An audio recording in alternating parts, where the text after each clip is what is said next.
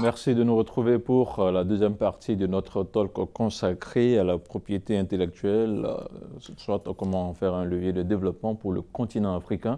Et naturellement, nous avons nos deux invités. Il s'agit de M. Sungwan Kwadio Théodore, chargé de l'information technique et de la documentation à l'Office ivoirien de la propriété intellectuelle OIP.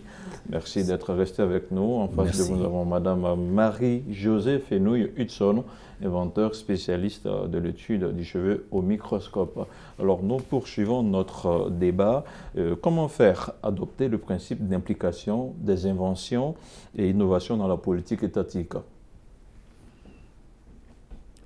C'est ce que je disais, il faut pour qu'il y ait une implication véritable, parce que, voyez-vous, un inventeur, ça peut être un industriel, ça peut être, comme Mme Fenouille, ça peut être vous, ça peut être moi. Tout ce que j'ai, c'est mon idée de vouloir aller de l'avant, de vouloir améliorer notre quotidien. Mais bien souvent, je n'ai pas les moyens. Bien souvent, j'ai un peu les moyens, mais ce n'est pas suffisant.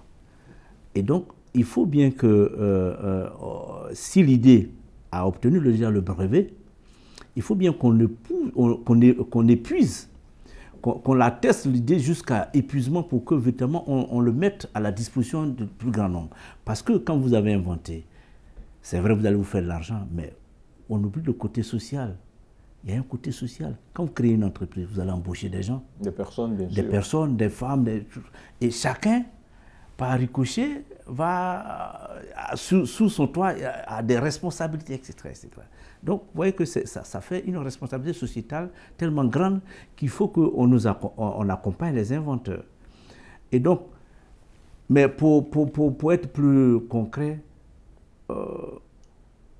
le Maroc, pays africain comme la Côte d'Ivoire, a ce qu'on appelle 30 IG, indications géographiques. C'est-à-dire que le Maroc a vu dans sa culture agricole un certain nombre de produits. Donc l'huile d'argan, l'argentier, les oranges, plein d'autres. Et donc, on a dit, bon d'accord, on fait ce qu'on appelle une indication géographique, c'est-à-dire que j'enregistre l'indication, c'est-à-dire que ça doit porter le nom de la région, etc., etc. Et je fais bénéficier de cette marque-là tous ceux qui, dans la région, produisent, par exemple, l'huile d'argan. Et bien, comment? Mais justement, donc en enregistrant cette marque, en enregistrant la marque, la marque, c'est un truc privé. Donc, il y a ce qu'on appelle un comité national qui s'occupe de ces genres de problèmes-là. Ici, en Côte d'Ivoire, on a le CMC, Comité national de lutte, le Comité des indications géographiques et des marques collectives, CMC, qui normalement est censé orienter, donc enregistrer donc toutes ces marques-là collectives pour mettre à la disposition des usagers. Le comité ne le fait pas? Il n'est pas encore installé. Mais il sera bientôt, je le suppose. Mais donc, du coup, en le faisant, et donc, pour que vous puissiez utiliser cette marque-là, donc apposer cette marque sur votre produit, il faut respecter un cahier des charges.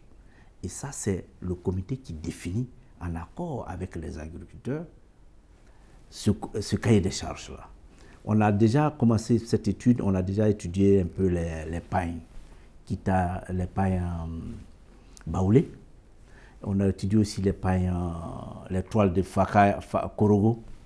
On a déjà déposé même les modèles à l'OAPI, de telle sorte que quelqu'un ne peut pas venir utiliser les mêmes motifs pour faire son paille sans l'assentiment de ceux qui en sont détenteurs.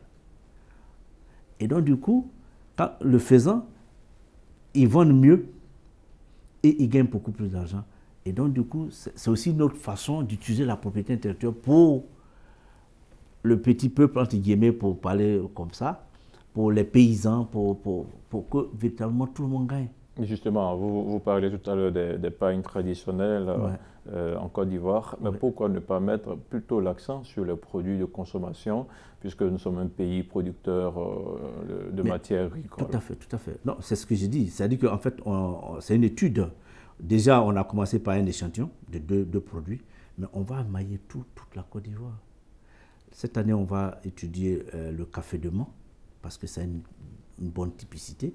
Le rouge de Mans, on en parle. Vous êtes sur la route, vous connaissez, vous en avez certainement entendu parler. Le riz de Danané, le ponant de Bouna, etc., etc.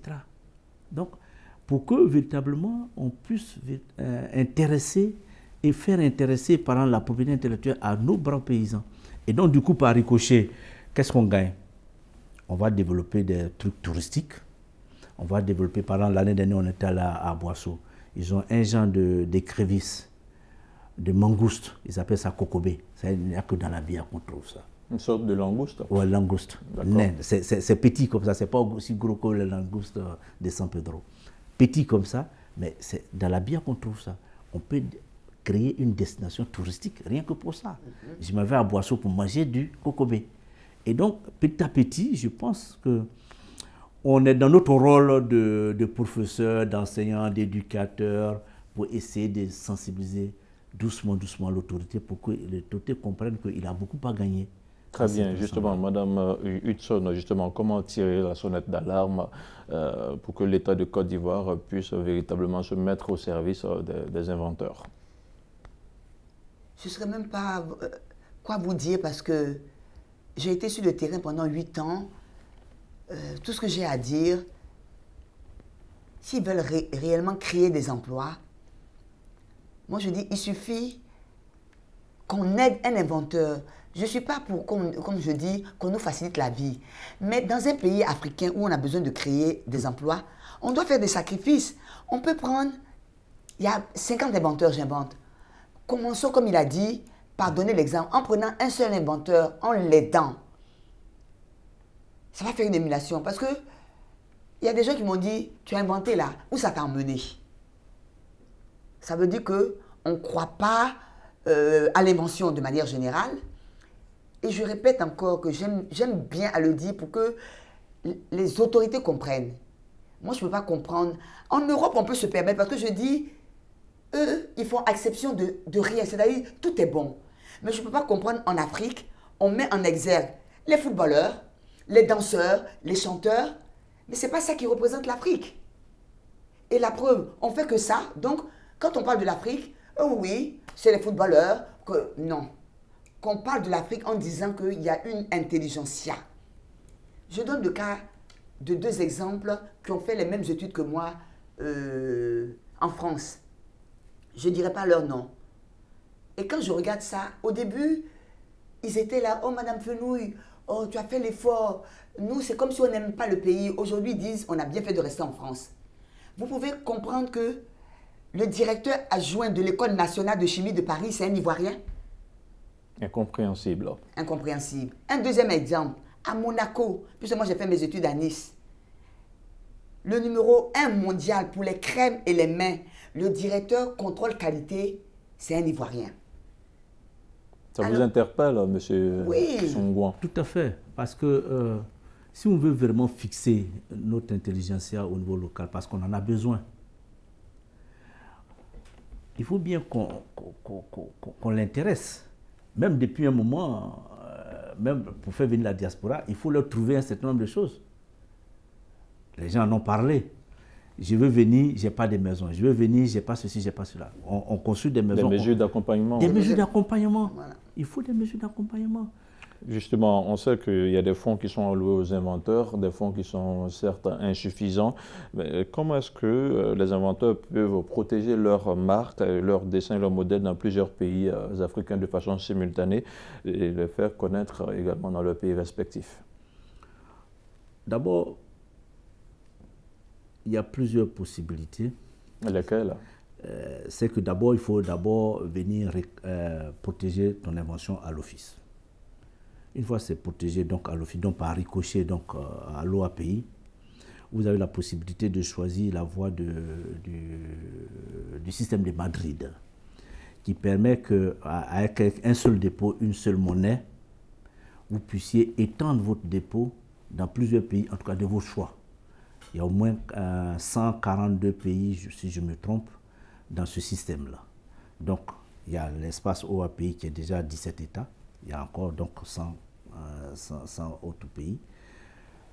Donc, vous pouvez passer donc par cette voie-là. pour protéger votre invention. C'est-à-dire que à partir d'une marque, la marque de base à l'OAPI, vous étendez votre protection.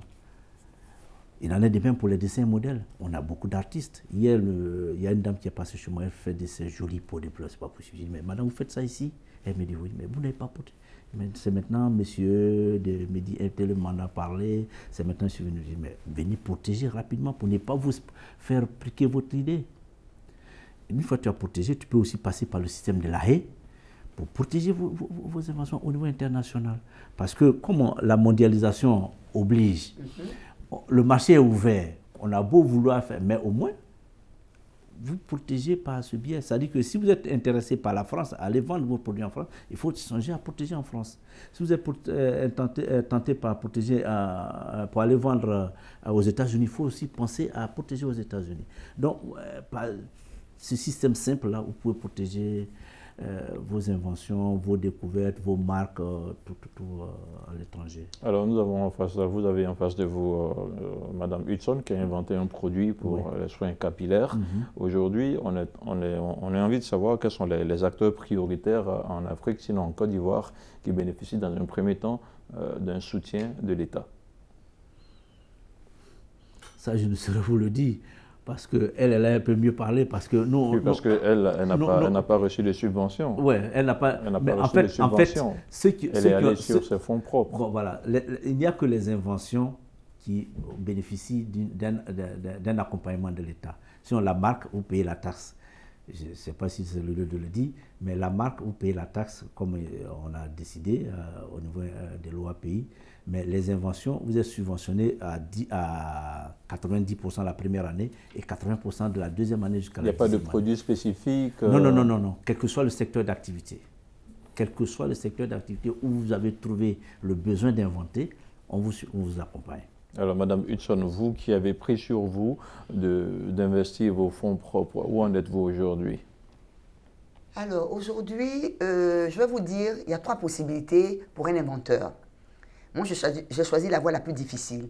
Parce qu'une fois que vous avez votre brevet d'invention en France, vous pouvez vous en débarrasser, c'est-à-dire vendre votre brevet, on vous donne l'argent et puis vous vivez tranquillement. Ou alors, faire un partenariat, ou bien faire céder des licences, et puis exploiter vous-même. Moi, j'ai voulu exploiter moi-même. C'est la solution la plus compliquée. Maintenant, avec du recul, je me dis, j'ai appris sur le terrain,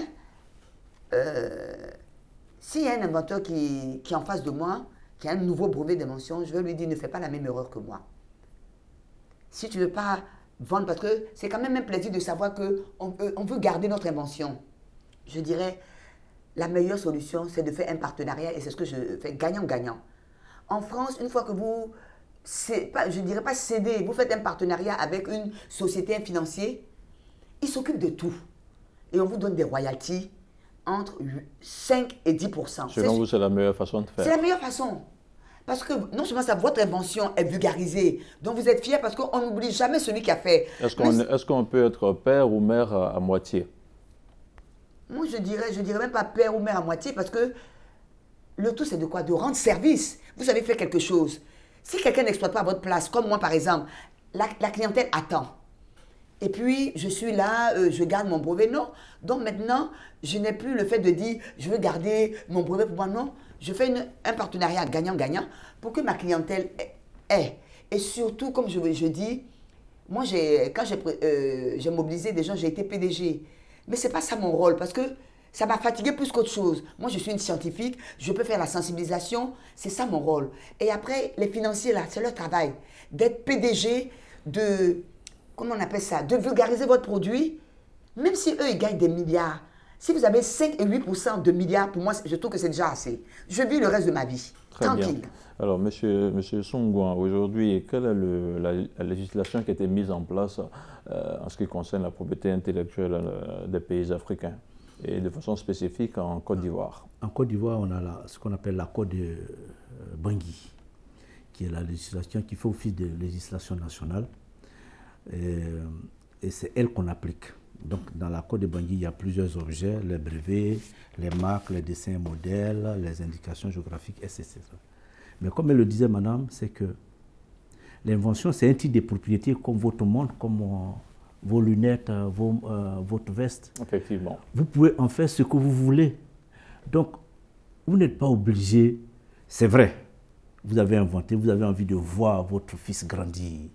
Mais bien souvent, on n'a pas les moyens. Et ce n'est pas dans les mêmes entités. Parce qu'un industriel, il n'est pas forcément un inventeur. Oui. Et un industriel, ou bien quelqu'un qui a l'argent, qui veut gagner de l'argent vite, vite, il faut pouvoir le convaincre pour qu'il mette 100 millions dans ton affaire. Et comment vous allez le convaincre? Voilà. Maintenant, s'il se décide, ne vous attendez pas à avoir 50-50. Voilà. Donc, elle dit, on te donne peut-être 3, 4, 5, 6, 8%. Ça te suffit. Moi, normalement, je pense que ça doit pouvoir te suffire, puisque tu ne fais rien.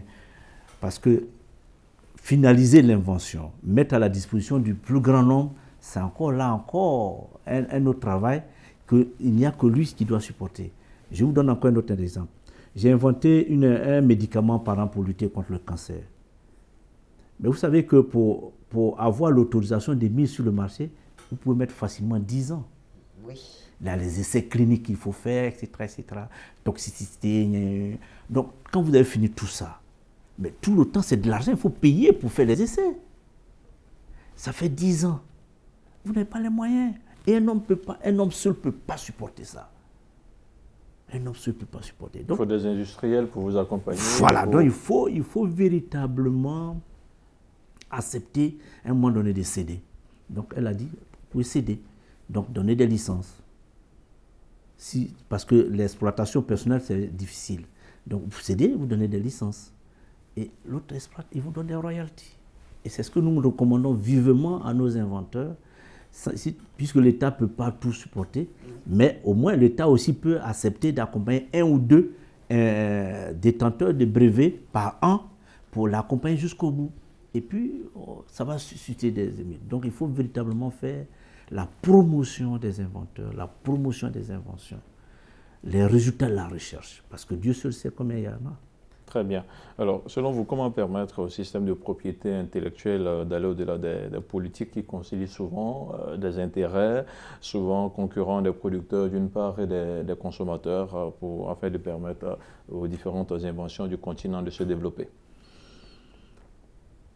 Vous voyez, il y a des exemples qui parlent. Hein, il y a des exemples. Lesquels? Est-ce qu'on peut les avoir de façon précise? Il y a l'exemple de la Chine, par exemple. Là. La Chine, entre guillemets, était considérée dans le temps, en tout cas dans un passé très récent, comme producteur de contrefaçon, des produits de contrefaçon. Mais l'avantage qu'elle a tiré dans ça, c'est quoi? Elle a maîtrisé la technologie. Oui. Et les produits chinois qui étaient vendus il y a 2 ans ou 3 ans, ce n'est pas les mêmes produits qui sont vendus maintenant parce que bien affinés et répond aux exigences de nos clients. Elle s'est améliorée dans la contrefaçon? Bien sûr, elle s'est améliorée, elle a acquis la technologie et elle s'est améliorée. Donc, je me dis, au lieu qu'on ait une loi uniforme pour tout le monde entier, je pense on peut, à un moment donné, s'asseoir, attention, on ne peut pas avoir la loi des brevets sur les brevets de France applicable ici. Ce n'est pas toujours que c'est facile. Alors, comment est-ce qu'en Côte d'Ivoire, nous allons véritablement appliquer notre loi, en tout cas pour ceux qui inventent, pour qu'ils gagnent quelque chose? Comment cela est possible, Madame Wilson? Alors, je rebondis, je vais mieux expliquer ce que M. Songou a dit effectivement. On ne peut pas adapter certains principes. Par exemple, ici, moi, je vois des gens qui vendent des produits. Ce n'est pas nocif pour l'utilisateur, mais je les vois, ils n'ont pas de difficultés. Mais moi, en France, quand j'ai eu mon brevet d'invention, même si j'ai eu un brevet, il fallait me montrer que mon produit n'est pas nocif pour l'utilisateur. Dès lors que ça touche la peau, et notamment les cheveux. Donc, on m'a dit d'aller faire, maintenant, une fois que j'ai mon brevet d'invention, on m'a dit d'aller faire un test. Et comme il a dit, mais le test, moi, par exemple, si je n'avais pas d'argent, je m'arrêtais là. Voilà. C'est ce que je dis, il faut continuer. J'ai dû payer 5 000 € à un laboratoire agréé par l'État français, comme il a dit, qui a testé mon produit sur plusieurs mois. Et maintenant, c'est pour ça que je le dis, je suis fière. Parce que mon produit est référencé, je peux le vendre en pharmacie. C'est considéré comme dans la rubrique parapharmacie. Et donc, vous y gagnez parfaitement. Et je reviens un peu sur la question. Si moi j'invente un produit et qu'au nom de certains intérêts partisans, on décide de me faire une barrière pour éviter que je sorte mon produit, quelle est la posture à tenir? Voilà, ça c'est politique. C'est politique. C'est politique. C'est pourquoi je disais toujours que ou bien on met en valeur l'inventeur étranger. Donc, quand on consomme étranger, c'est l'inventeur étranger qu'on va valoriser. Effectivement. Parce que l'industrie étrangère prospère. Oui. Et l'industrie locale. Ou bien, on décide, attention, parce que tout le monde ne peut pas payer les produits de luxe. Parce que, regardez ce que vous dites là. On subventionne l'import-export du médicament. La santé publique, vous voyez l'état de notre santé publique. Mais ça consomme, c'est budgétivore. Alors, qu'est-ce qu'on gagnerait? On gagnerait à valoriser la pharmacopée, ou bien en tout cas quelqu'un qui a trouvé un médicament dans la pharmacopée, on gagnerait à valoriser ça pour ne cesse que diminuer ce qu'on a, nos coûts d'importation. Donc, ça dit que vous avez un Diakwadjo, vous pouvez vous soigner là, vous pouvez vous soigner là. Il faut donner cette possibilité aux gens. Oui. Et je pense que c'est doucement comme ça qu'on va... Sinon, si on privilégie les médicaments qui viennent de l'extérieur, on fait fructifier plutôt les industries à l'extérieur et nous, on est toujours dans la pauvreté. Alors, j'ouvre encore une fois la question, qui est le thème de cette émission, comment faire justement de la propriété intellectuelle un levier de développement pour nos pays africains. Dernière réaction. Alors moi, en résumé, je dirais que l'État doit prendre ses responsabilités, montrer des exemples, et là où on peut aider la personne pour qu'elle arrive au bout, qu'on le fasse. Parce que moi, je dis, un inventeur déjà... C'est dire quelque chose. C'est pas comme quelqu'un qui vend quelque chose. Lui-même, il a déjà fait des sacrifices dans sa vie. Réfléchir, ne pas dormir. Ensuite, comme il a dit, payer le matériel pour fabriquer. Et ensuite, maintenant, payer encore comme moi. Soit pour montrer que ce n'est pas nocif pour l'utilisateur, ou bien pour aller se faire immatriculer. Mais une fois que la personne a fait ça, c'est quelqu'un qu'il faut considérer et quelqu'un qu'il faut aider jusqu'au bout. Très bien. Monsieur Songouan, votre réaction par rapport au thème de cette émission? Je dirais que... En tant qu'État de Côte d'Ivoire, en tant qu'État de Côte d'Ivoire, bien sûr, parce que je parle toujours sur cette double casquette-là. Il faut que l'État, au niveau même de financement, il faut que l'État crée des incubateurs. J'ai parlé un peu voilé. Ça dit que j'ai une invention, je m'adresse peut-être à un incubateur, à l'INPHB par exemple pour la technologie, ou je ne sais pas, au CNRA pour la recherche scientifique, ou l'agriculture. Ils m'éprouvent, donc, et ils sortent de ce que j'ai avancé comme draft. Un produit, entre guillemets, un peu fini. On fait les tests de laboratoire un peu étendus. Maintenant, on peut vulgariser. Deuxièmement, il faut créer des fonds de soutien. C'est-à-dire que le fonds de soutien, c'est un fonds, mais elle est dirigée, le fonds de soutien est dirigé par une équipe. Vous avez votre invention, vous venez, l'équipe va, des scientifiques, de comptables, tout va s'asseoir pour étudier. Et on va dire, votre invention est éligible au fonds. On vous donne peut-être 50 millions, 30 millions, mais on ne vous donne pas l'argent comme ça. Vous allez maintenant à l'incubateur. On éprouve l'invention. Vous êtes accompagné. Hein? Vous êtes accompagné. Oui. Et on sort. Donc, il nous faut beaucoup d'incubateurs dans nos États. Beaucoup, parce que bien souvent... Mais la France le fait. Pourquoi nous, on veut s'abstenir de le faire? Les pays qui sont développés. Mais regardez un peu, par exemple, pour Donald Trump. Il met tout en cause. Tant que ça n'arrange pas les États-Unis. Bien sûr. et privilégier les États-Unis. Voilà, donc ça veut tout dire. Merci beaucoup, M. Songwan Kwadio Théodore. Je rappelle que vous êtes chargé de l'information technique et de la documentation à l'Office ivoirien de la propriété intellectuelle. Merci d'avoir été avec nous. Merci beaucoup. Madame Marie-Josée Fenouille Hudson, vous êtes inventeur, spécialiste dans l'étude du cheveu au microscope. Merci également d'avoir été sur ce plateau avec nous.